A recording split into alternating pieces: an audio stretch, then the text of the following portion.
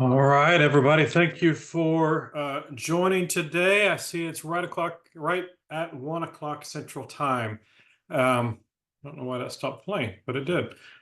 So thank you for joining. My name is Mike Magee. I'm the Global Education Manager for Blatchford, and we're going to be going through the Tectus today. I've got David Telford here, and we're going to do a quick intro in a minute. But again, I just wanted to thank you for joining these. I really, every time I get to do one of these, I like to look through the attendee list, and I see so many names. I recognize Gary, Greg, Terry, Jessica. Just a lot of fun people to see. So thanks for joining.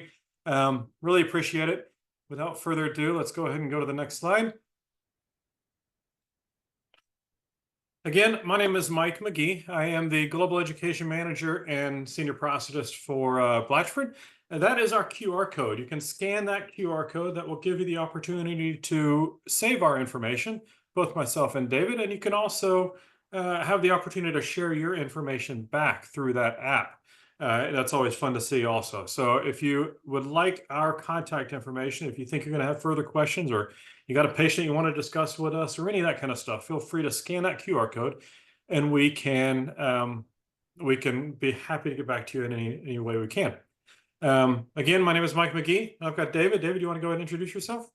Sure. My name is Dave Telford, and I'm a regional clinical specialist for Blatchford. I've been with Blatchford for about 5 years, been in practice for roughly 30. So I'm excited to be able to share some information today about the Tectus with you all and get some engagement from you regarding that. So I appreciate you taking the time from your busy day to join us.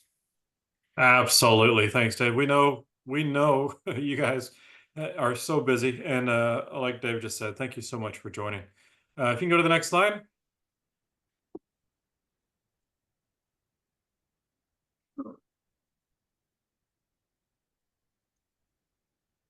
While he's doing that, just a few quick ground rules for today. Everybody is on mute, and that just makes it a little bit easier.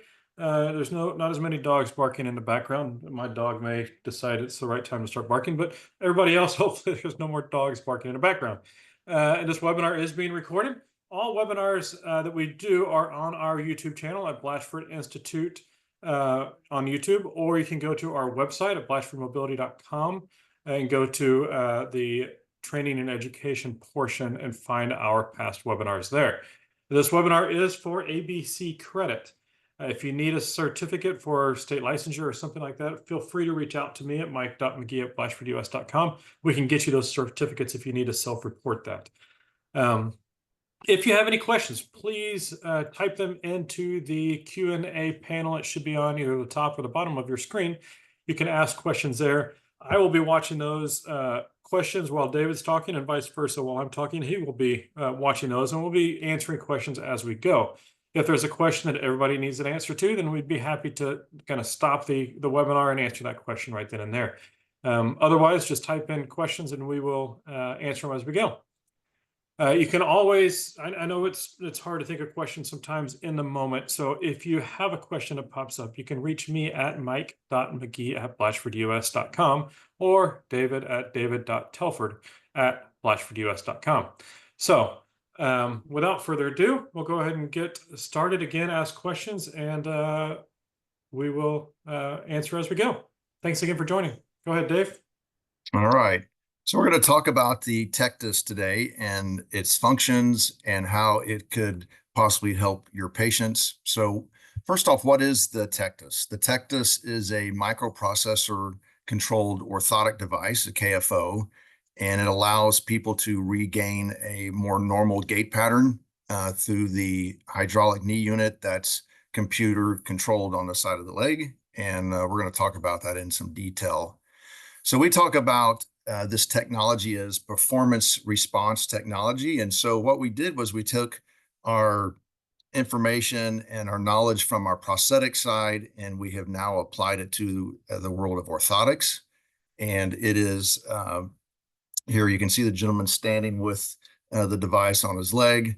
It results in a more natural walking gait pattern, improves symmetry, and more even loading. So it's something that's very important for your patients in the long term.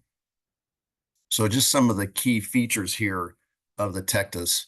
It has a spring assist. So this enables an adjustable knee extension assist to provide more control during swing phase for your patients.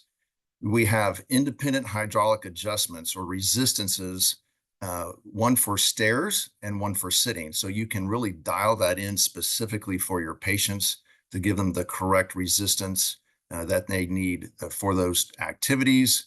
It's small and compact. It's a modular system.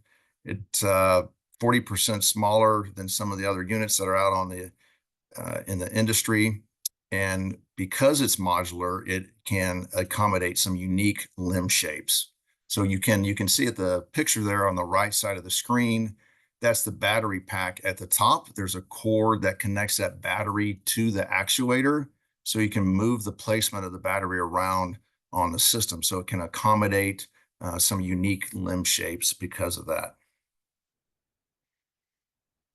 So it gives nice natural comfort movement. There are 5 modes for the device. There's a walk mode, sitting, stairs. You can place it in a lock mode, or it can be a free mode. And there's a fly flying around my face. You can switch between the modes with the fobs, or you can utilize the buttons on the actual unit itself. And it has an LED screen. You can see there at the top of the unit, it shows what mode the unit is in for about 5 seconds, so your patients can easily determine what mode they're in when they're using the device. We also have a gait visualizer. This is part of the clinician's app. You have an app to program the device, and you can go in and open up the gait visualizer. Allows you to take a video of your patient while they're walking, and then you can put in real time on the screen what's going on at the angle of the hip, what's going on with the motors and the hydraulic resistance. And we are going to be introducing a digital health aspect to this device in the near future. So this is a video we can show you of the gait visualizer. And this is a really good explanation of that.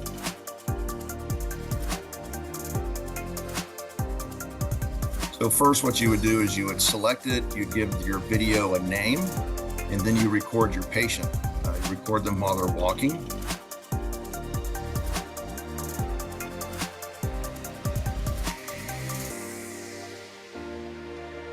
You can see there the clinician is recording her patient as he walks.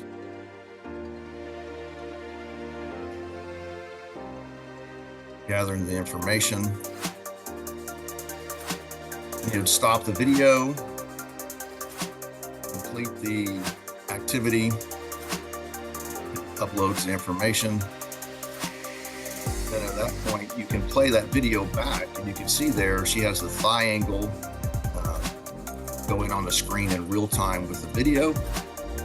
There she puts the pressure of the system and the thigh angle, and you can watch the system working as your patient's walking. So it just gives you a nice tool to go back and really assess your patient's gait, see what's going on with the features of the device in real time. And it's something that we're excited about. And that, like I said, that capability is going to grow over time. So who is a suitable user of the Tectus? This is our indications for who could use this device. One of the requirements is a hip flexor strength of greater than 2 on the Oxford scale. And I also would say that is a requirement for somebody to be able to move their affected limb past their sound side. And they could recruit core strength, rotation of the hip to allow them to do that. The patient needs to be able to stand independently, and this is very important. That can be done with or without assisted devices. But the patient is going to stand in a neutral position, and that neutral position determines everything goes from that point, and that they get in that neutral position, it's calibrated, and then the thigh angle is read off of that neutral position to allow the device to release. We're going to go over that in some detail in just a minute. patient needs less than a 10-degree combined knee and hip flexion contracture. So it can't be more than that. They could have a 7-degree knee flexion contracture with no hip contracture. They would be okay for the device. That's for folks with flaccid paralysis of the lower limb, maybe quadricep weakness, insufficient knee control, those with spinal cord injuries, and stroke patients, as long as their tone is mild and does not prevent them from moving their limb through the range of motion.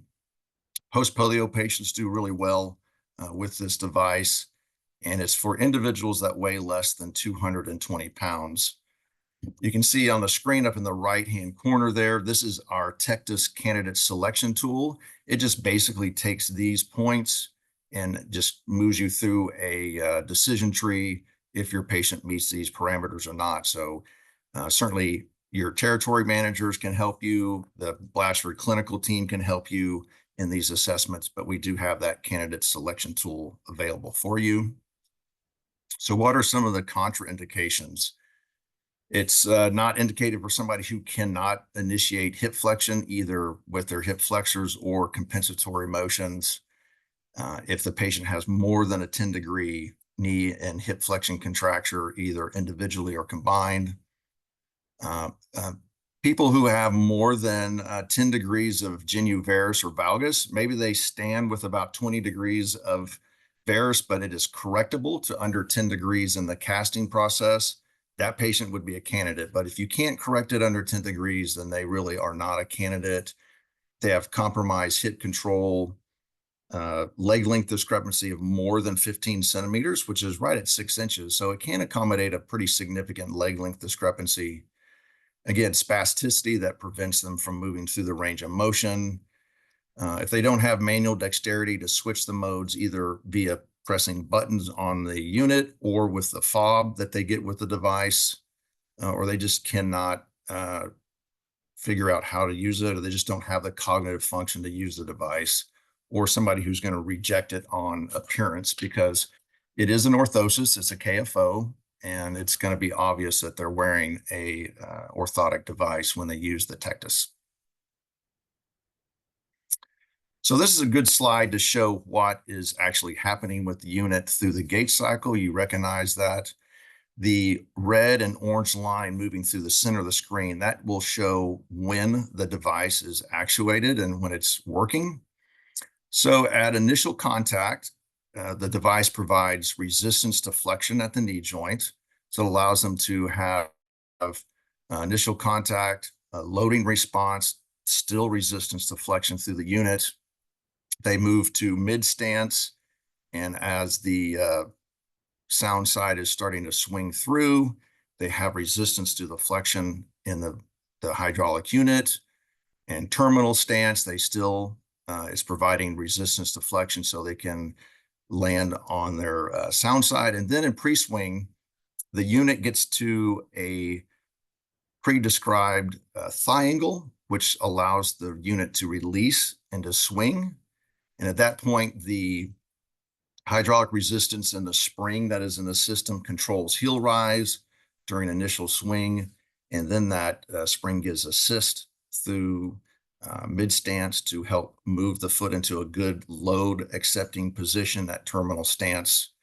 And then once the patient's thigh reaches a neutral position or 0 degrees, that flexion resistance is reinstated. So it's going to provide a chance for the patient to, if they catch their foot or they stumble, they have that flexion resistance to prevent a fall or give them opportunity to prevent a fall.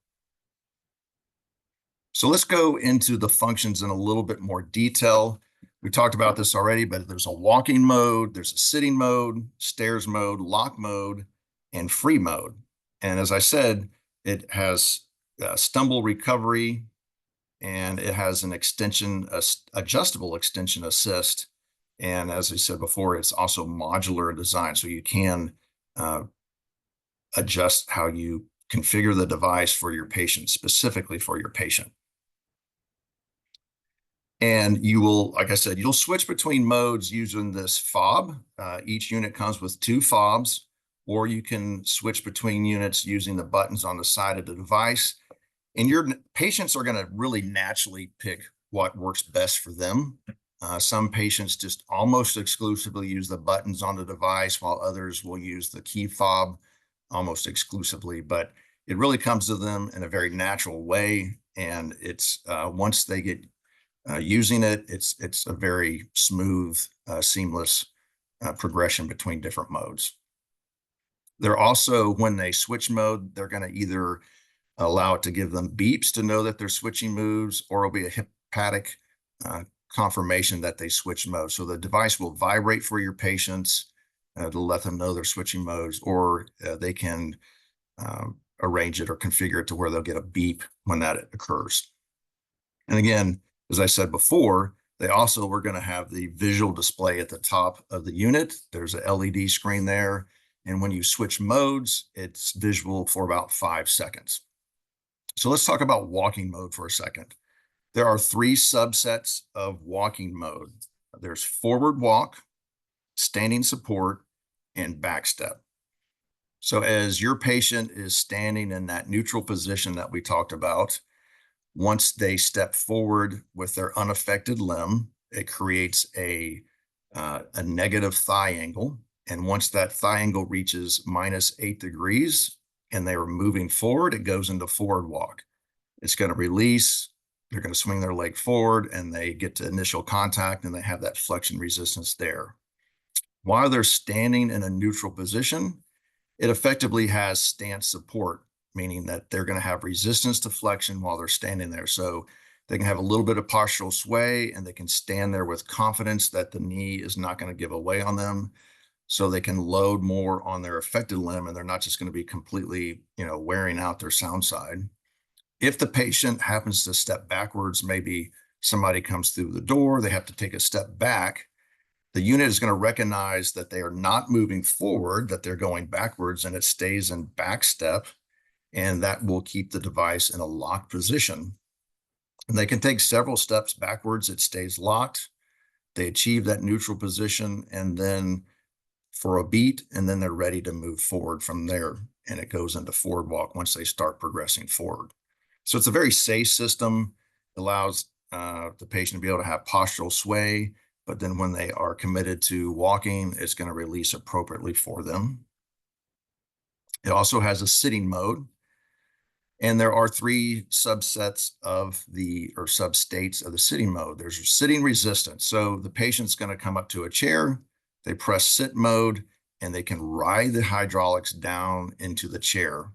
And I'll tell you, in some of the fittings that I've done, this is a pretty amazing thing for patients because they've never been able to rely on their affected limb to give them any support into a sitting position, or many of them haven't. And just to have that resistance to flexion to ease themselves down in the chair, it's very great for them. Once the patient sits and they are stationary for about 1.5 seconds, the motor relaxes and it goes into a free motion. So the patient can, let's say they sit down at their desk at work, the motor relaxes, then they can move their foot into a position, a comfortable position while they're sitting there.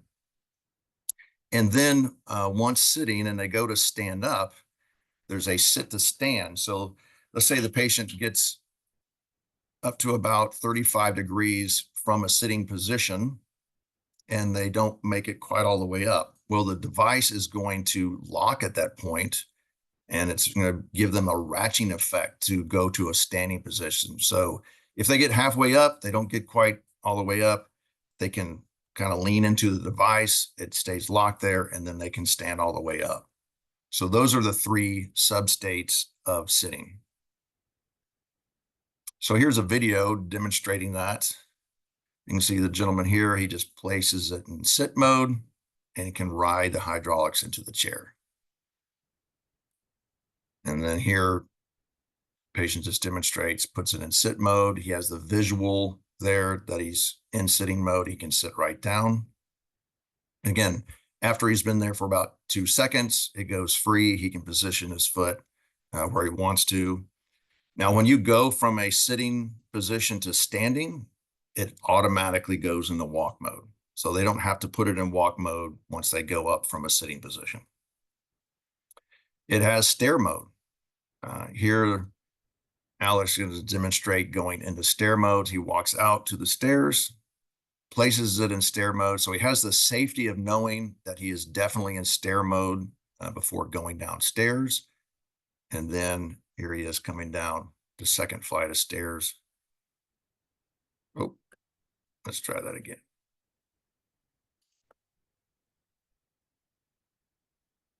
So he's going to ride this hydraulics. And then when he gets to the bottom of the stairs, he puts it back in walk mode and takes right off. And again, you can do that. Alex likes to do it through the buttons. You can do it through the fob. And you can see there at the top of the screen is the visual for the stair mode.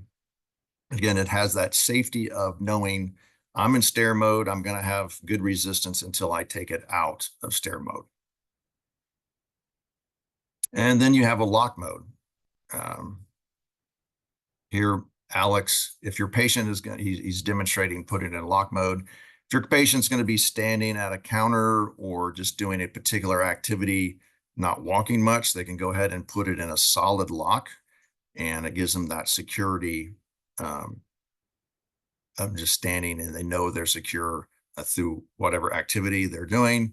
And then when they get ready to move, they just simply put it back in walk mode and they take off. So there is, we said this before, but there is stumble control.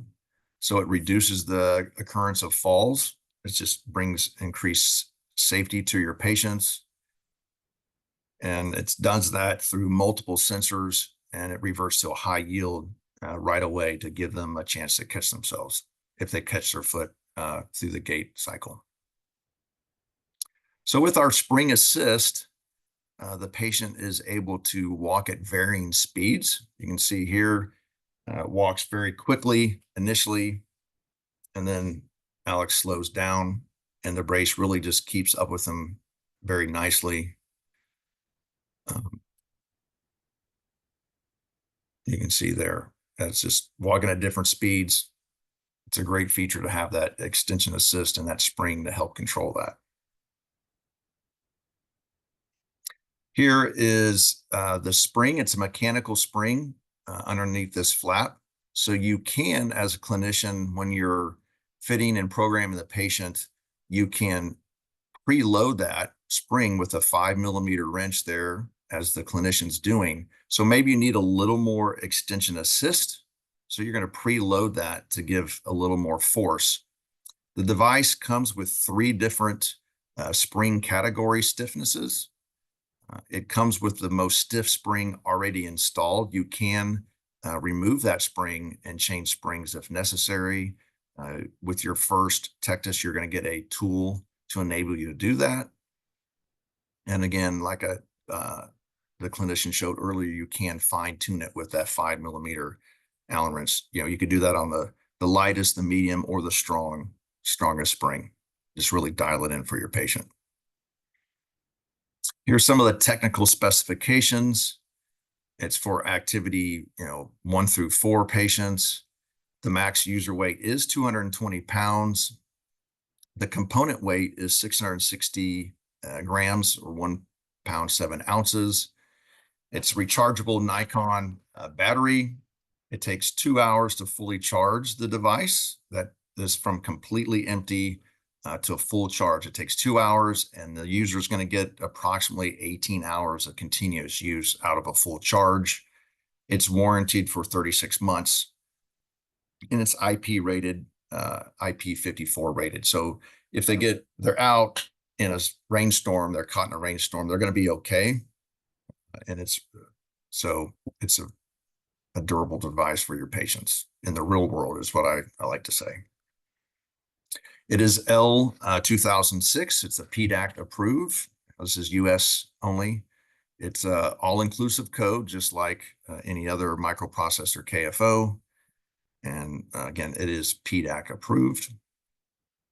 So I'd like to show you a couple of patient case studies to see how the device functions.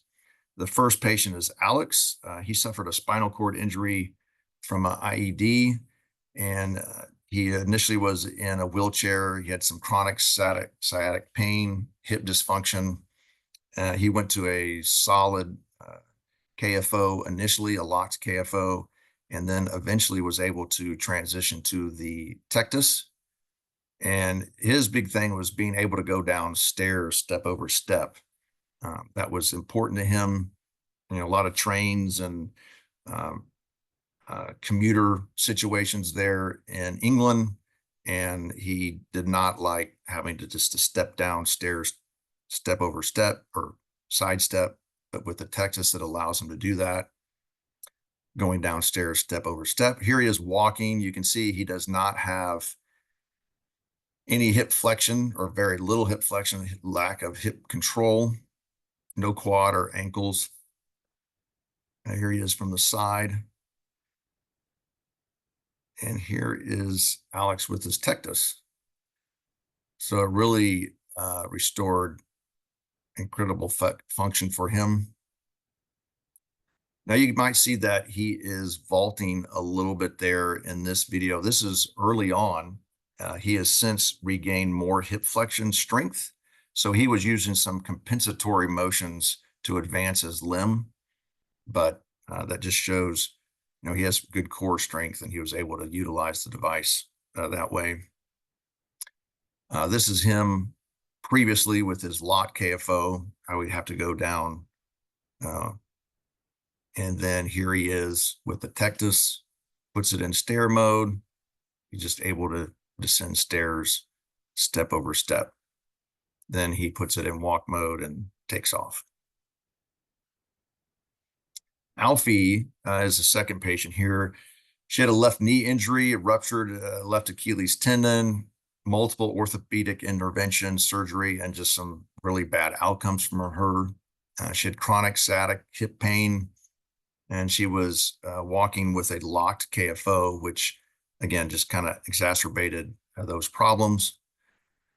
And she was telling us that, you know, when she received the Tectus, it was like she was getting her life back in a lot of ways, give her a lot of freedom. So I'm just going to show you the video. Here she is without orthotic intervention. You can see she has a little bit of tone with that internal rotation. We're able to control that with the KAFO. And so here she is with her Tectus. Very dramatic difference. She said, you know, it enabled her to get back and be able to shop, take care of her family more, which she really wanted to do, and just get out and do everyday life. Our third patient is Mick. This gentleman suffered a stroke, and it affected his whole left side. He said it gives him confidence to get back out there and do things again. So here's Mick without orthotic device, has some pretty significant recurvatum going on. He did end up having an elective left arm amputation due to the excruciating pain when he would have contact on that arm. So here he is with his Tectus. He uses the fob to be able to change modes, just puts that around his neck, and he can change modes without difficulty. So again, just a huge change for him to be able to get back and do things for himself. And our last gentleman is John. He's a post-polio patient. He has zero muscle powers besides the threes at his hip flexors. He had spent years and years in a locked KAFO. This is literally 5 minutes after he received his brace. You can see there, he uses forearm crutches. He had a leg length discrepancy and a fixed deformity at the ankle that we accommodated in the brace and with the shoe wear, but just allowed him to continue to participate in life. He does a lot of charity golf events for folks, and it just allowed him to get back and to be able to do that. We also have a documentation guide. We all know that that's critical to getting these devices covered by payers.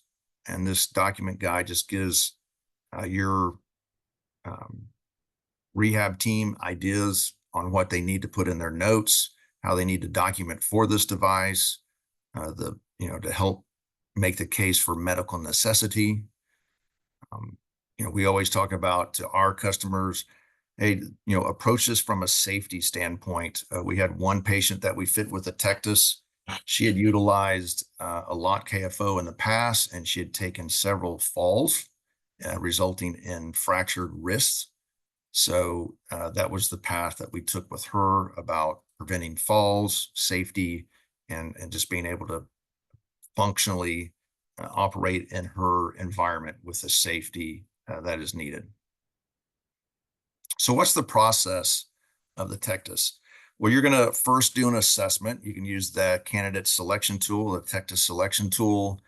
You can work with your area territory managers, or Blatchford Clinical will be happy to help you with that to assess if a patient is a candidate.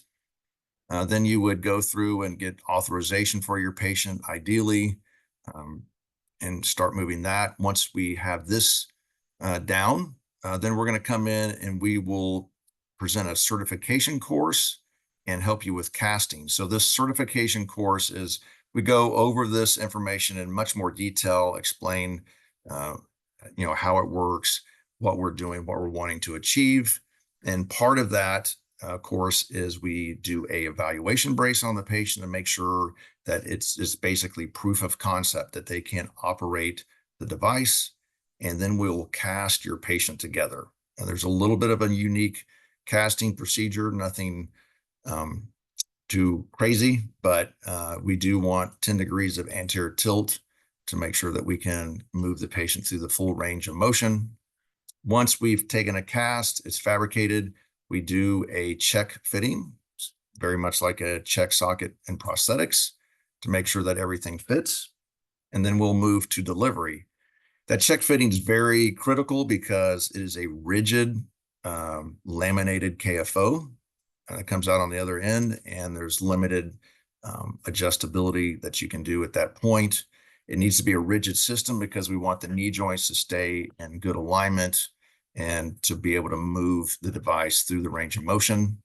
We recommend gait training and physical therapy. We have a physical therapy guide we're happy to share with you that you can share with your therapy sources.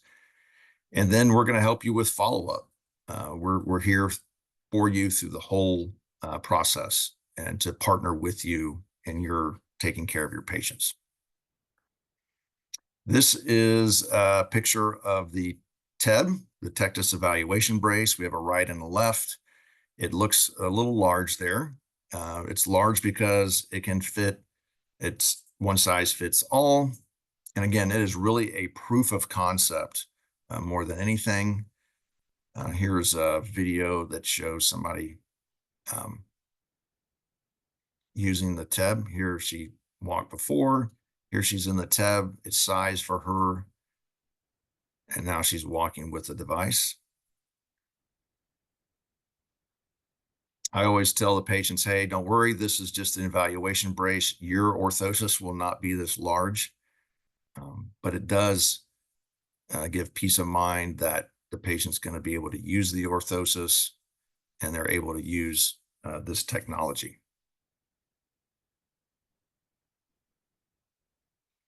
Here is a picture of the casting technique. You get a casting checklist. It just walks you through the process, what landmarks we want, what are some of the requirements.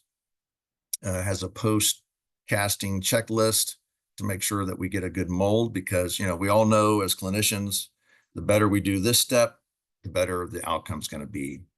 And that top left picture there that shows we want a 10 degrees of tibial tilt anteriorly. We accommodate the heel height that the patient's going to have in their shoe. You can see there we have a wedge underneath the shoe, and then we have an extension ramp at the toes. It's a two-stage cast, so we want to capture the AFO section properly, and then you can take the second phase of your cast, the thigh section.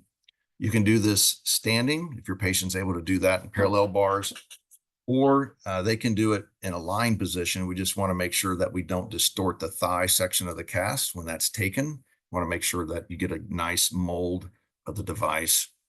We'd like to see a picture of the cast once it's taken off the patient and double check the alignment, because we want that weight line anterior to the mechanical joint and the knee center, and just make sure that we're good in the line. We have that tibia tilt that we're looking for in the cast. And this is a picture of the check device. So the white on the plastic, it's clear plastic. The white is foam padding. We're going to check our toe out. We're going to check our trim lines, make sure that we're comfortable at our proximal and distal trim lines. We're going to mark the toe plate where we want that. We're going to check the mechanical joints in relationship to the anatomical knee center. And then obviously we're going to check our alignment too. You can see there that we have a wedge underneath the heel that's accommodating the heel height, just to make sure that everything is aligned appropriately. We can, you can see this patient wanted an anterior thigh section on their KAFO. We can do a posterior thigh section, an anterior thigh section for your patients, just depending on what their requirements are. I would say most people have an anterior AFO, so they can lean into that and know that they have that support there.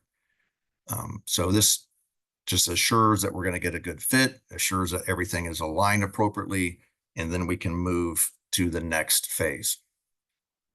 And then here is a finished product. You can see it's lined up here. You're going to treat this like you would an above knee prosthesis. You're going to do a bench alignment before you even put it on the patient. You're going to have the patient's footwear there. You're going to make sure that everything is aligned appropriately. We have a KAFO inspection sheet that you can utilize at the fitting. So you're going to do a bench alignment. You do a static alignment with the patient, and then you're going to have them walk. And at that point, you're going to program the unit. So what are some of the questions we get? Why do we use a remote control? Well, you don't have to use only the remote or the fob.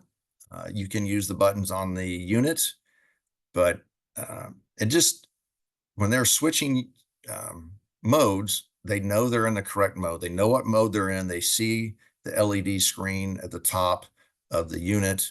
And it's just, to me, it is a really nice, safe way to utilize the device.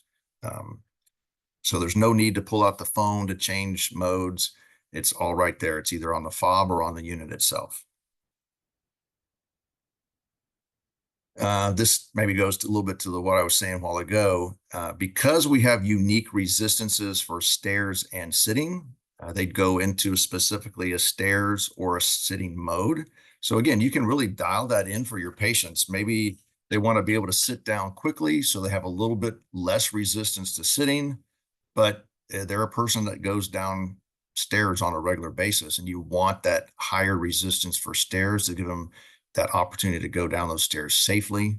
So again, that's why we have those two different modes, because you can dial it in specifically for your patient. So in summary, it really is a life-changing technology for your orthotic patients. It's exciting to have this option for your patients, and we're just excited here at Blatchford for the next step. The spring assist is really critical and enables you to adjust the knee extension for your patients, helps them get through that swing phase more easily. You can adjust that specifically for your patients. We have independent hydraulic adjustments, like I just said, and it is a small and compact unit. So, Mike, I'll turn Yeah, it thanks, back to Dave. You can stay on this slide for a second. This is something we are really excited about. I know I've been with Blatchford for 12 and a half years. And if you know much about Blatchford, they did primarily prosthetics for most of that time. So it's been fun for me to get to really work on the orthotic side of my brain, if you will. and it's an exciting product. We see these fit on patients, and the life change that it does happen. We had a patient who talks about being able to, in fact, Alfie right there, she talked about being able to walk down the aisle at her wedding, or people going out to watch their kids play soccer, whereas before they had to use a walker or a cane or be super careful when they walked. Now they can walk much more comfortably. So it is truly a life-changing device, and it's something. Again, it's just super fun to see the effect we can have on a patient's life. The spring assist, as you said, is really helpful for a lot of those patients. We've got one that's got total quad deficit basically. So being able to have that spring assist is really helpful for her to be able to get the knee to extend easily. And the independent hydraulic adjustments, there was several questions. In fact, so far I've answered 20 questions on the Q&A panel. So thank you for the questions, and some of them were around this hydraulic adjustment and being able to change the different modes for sitting or for stairs. One question that I haven't gotten to because I started talking before I could answer was, when walking down a ramp or hill, do you suggest they put it in stair mode? So we do have independent hydraulic resistances, which means you can do that. If you're going down a ramp, you could put it in stairs mode if it's a really steep ramp. Also, it depends a little bit on the patient's profile and how much range of motion you're able to give them at the ankle. If they've got good ankle strength, if it's truly a isolated quad weakness or something like that, then you can still give them good ankle motion and allow them to walk down average ramps without having to change modes. But if it is a really steep ramp, of course, you can go into stairs mode to descend the stairs nice and safely at the prescribed or set hydraulic resistance for stairs, which again is very different than sitting. It could be, sitting is a much larger, deeper motion. So being able to have that differentiation there is really helpful. So you can go on to the next slide. I saw, let's see, go ahead, Dave. So while we were working, I just wanted to illustrate a few of the resources we have. This is just no, you can go back. This is just a handful of resources that we have. Dave talked about all these, but I just wanted to take a second to go through them. Physical therapy guide. We have this guide. It's a several-page booklet. It's really useful for physical therapists. You can take it, you can staple your business card on it and give it to a physical therapy group. We can come in and educate the physical therapy group also. We have a PowerPoint presentation that's designed for physical therapists. So we'd be happy to come in. If you've got a big group that does a lot of these, we'd be happy to come in and do that. We have a reference guide for documentation, like Dave mentioned, that really goes into what do you need to include in your documentation. That third document there is our candidate selection tool. So I wanted to take a moment to focus on that and just say, if you have somebody you think may be a candidate, you're not really sure, just ask your territory manager. If you don't know who your territory manager is, you can always reach out to me. My QR code is going to be at the end again. You can scan that and get my information. But if you have somebody in mind, we can get you that candidate selection tool. You can work down it and make sure they check all the right boxes. If they do, great. We'd love a video, because paper is one thing, but a video really helps to find out exactly how a patient walks. But we can do that. And then a casting checklist, and that's just there for you. We'll be there for the casting for the first couple of patients as part of the certification process. And we will guide you through the casting, but we'll also have this casting checklist for future ones beyond that you can use to help reference to make sure you're getting all the information correctly. So you can go on to the next page there, Dave. And I'm just going to play this little video while we go through a few more questions. This is just a demonstration of the programming app. There's a few more questions that popped up.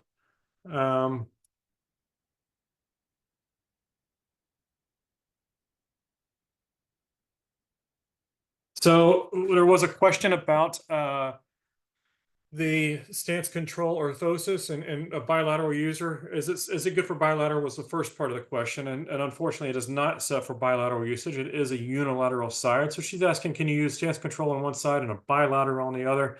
That's possible. What do you think, Dave? Do you have any suggestions for that? It is possible, but it is for only one Tectus unit at a time. at this time. But we have fit some people that have orthotic invention on their, quote, sound side. And they've been able to use it. In fact, we fit a gentleman that had a prosthesis on one side and he wore the Tectus on the other. It's just part of the evaluation process of what needs to be done. Yeah. Thanks, Dave. You can keep that video going. Somebody asked if we're able, maybe not. If you can go back to that while we answer the next couple of questions. Is there a reason we used lithium batteries? I'm sure there is. I don't know the answer to that. I'd have to go back and ask the engineers. John, I can get back to you if you'd like for me to. Shoot me an email. I don't know why we used nickel metal hydride batteries, but that is what we have come up with. So, and Tony asked, what happens if they forget to go downstairs? Well, what it's basically going to do is stay in that stiff mode. So you can go to the right slide if you want, the very end, Dave. Okay.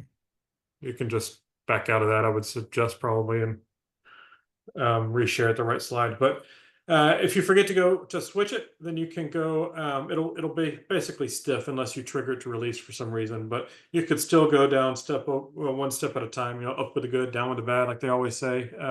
So you would lead with that that affected side when they're going downstairs, and just keep it in kind of a stiff mode, or put it in lock mode.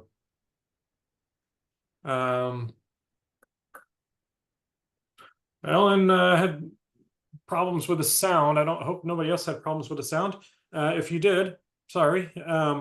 This will be recorded, of course. You can go back and watch that recording. The quiz, if you need it, again, that's a US certification quiz. So if you're in Norway or someplace, then you may not need the quiz. But if you record take the quiz, you can always watch it on the YouTube when it's up. That would be fine. As far as the list price, I would talk to your territory manager on that. We can certainly get that to you on what our price is for Tectus, but talk to the territory manager for that. Who does the fabrication? Expert. We do the fabrication in-house at Blatchford. It's currently made in the UK, but that may be switching to a US partner here at some point. But right now it is done in the UK. And it's all pre-preg orthosis, and they do a fantastic job with it. It's really a piece of art when it goes to the clinic. I had a clinician, I was fitting a patient earlier this week, and he said it looks like a piece of art when it came from fab. So they really do a fantastic job with it.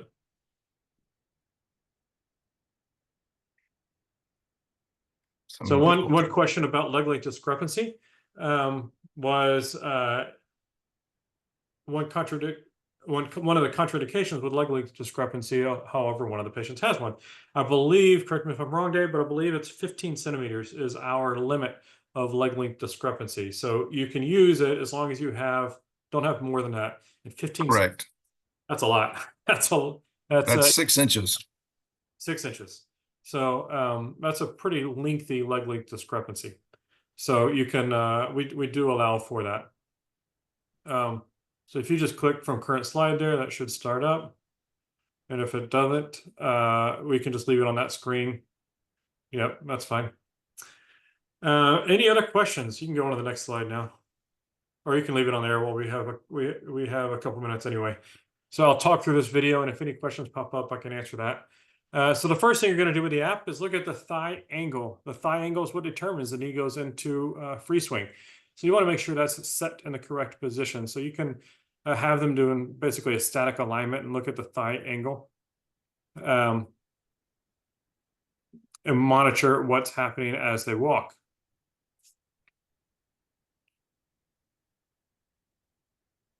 And here you can see he's gone into back step, so it's receiving a positive thigh angle, so it's staying in back step. But it'll stay in back step until they stop, come to the neutral position, and then start walking again.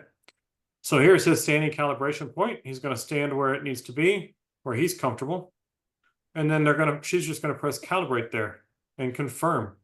And that's going to be his new neutral thigh angle position. And then you can adjust the sitting resistance. You have to go to the sit mode. You can increase or decrease the sitting resistance as needed to allow them to sit nice and comfortably. As they're doing this, you want to watch how they walk, and are they putting too much pressure into it or too little pressure into it? Are they putting all their weight on their good side? And all those typical things you would normally do to coach them through that process. And you can adjust that as needed. It goes up in 5-point increments, default at about a level of 50. You can go up or down as needed. Remember, when he comes up, it automatically goes to walk mode. That's why she keeps pushing sit on there. She puts it back into sit mode so he can sit right back down. So here he's just confirming the thigh angle, and that's the stance release parameters. You can increase or decrease that depending on the strides that the patient takes. If they take a little bit bigger strides, you can see Alex there walks with some pretty big strides. If he takes bigger strides, you can make that a larger angle. So it takes a little bit larger steps to make it release in the swing phase. And it's all right there on one screen, really simple. You just start at the top and work your way down the screen. It's very simple to do.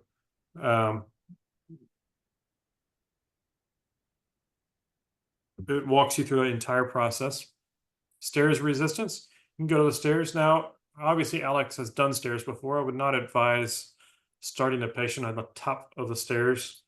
I would start at the first stair, like I'm sure you do for your patients. You don't do the top of the steps, but he's done this before, so that's why. So you can increase that or decrease that as needed and change the resistances accordingly. Maybe you want more sitting resistance and less stairs resistance. You can do that. So you do that until they're happy. You can also adjust the swing adjustment. This is basically the resistance to heel rise. This is how much resistance occurs in swing flexion. How quick does it engage that extension assist spring is what we're looking at here. Again, that extension assist spring is going to drive it into extension. So we want to control how fast or how slow it engages that.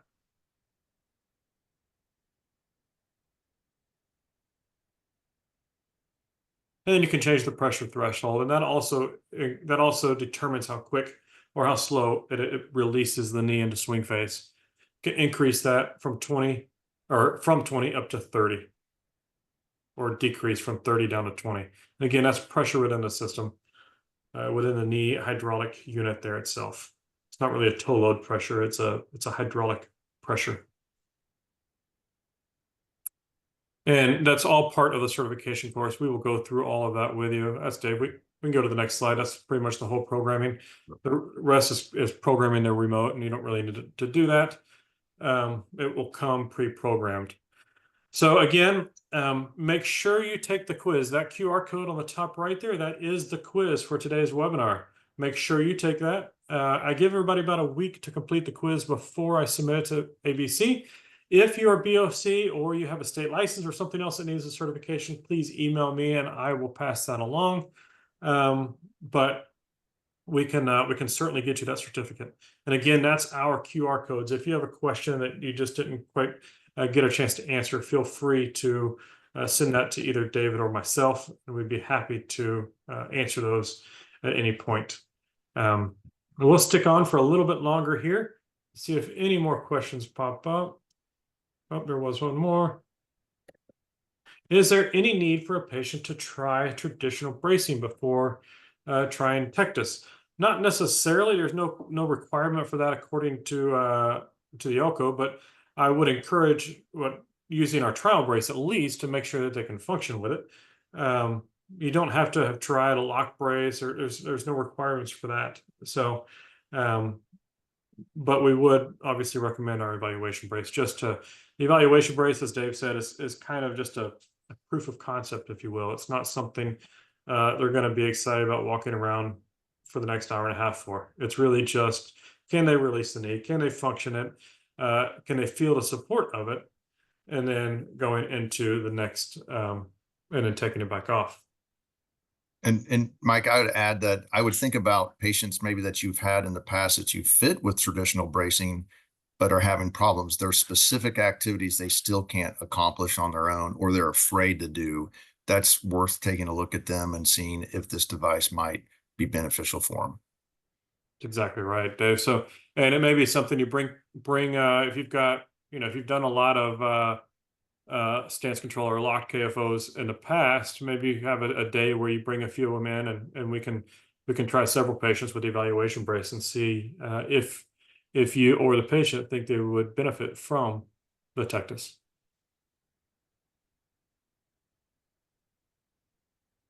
We got 5 more minutes there. Again, the QR code is up there. If you have any questions, feel free to email us, do the quiz. If you don't have any questions, you can drop off at any point. We're just going to hang on for a few more minutes to see if any other questions pop up. Thank you again for your attendance. This is, like I said, I was still scrolling through the list, and there's so many names: Jordan, Monica, names that I recognize from friends of mine. So thank you for joining.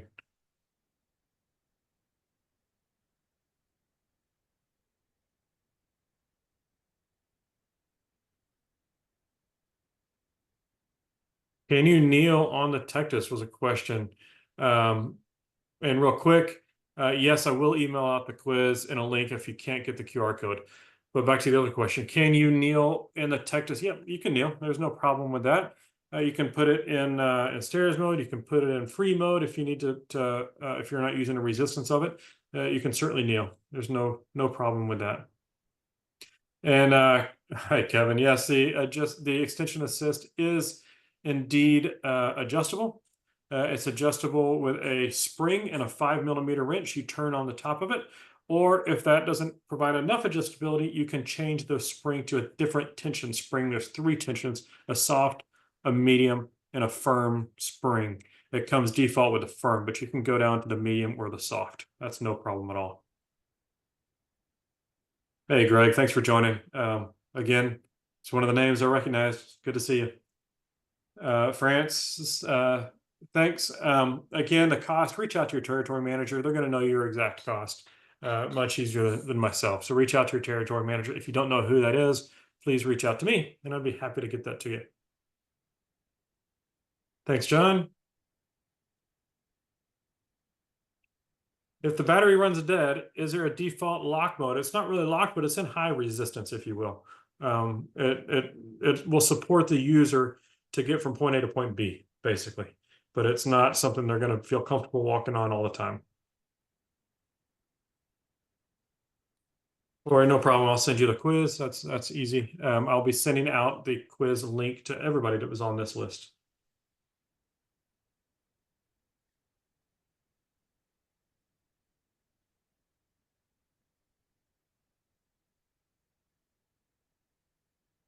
Okay, I don't see any more questions. So again, thank you for joining. Thank you, Dave, for your time and your effort in this. And we really appreciate it. Any last words, Dave? Yeah, I just want to say thanks again for you all taking the time to participate and join in, and look forward to working with you all in the future. Thank you. And we did get one last question real quick. What's the most common ankle joint? We're using a Becker triple action. We love how it's adjustable and what we can provide with that ankle joint. So we're using the Becker triple action.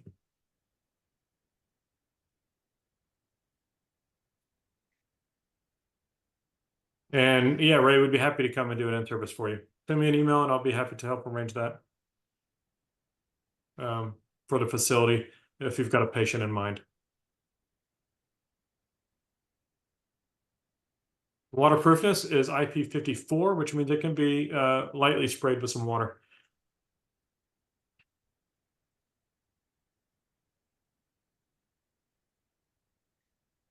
Okay. Thanks, everybody. I am dropping off. And again, I appreciate your time.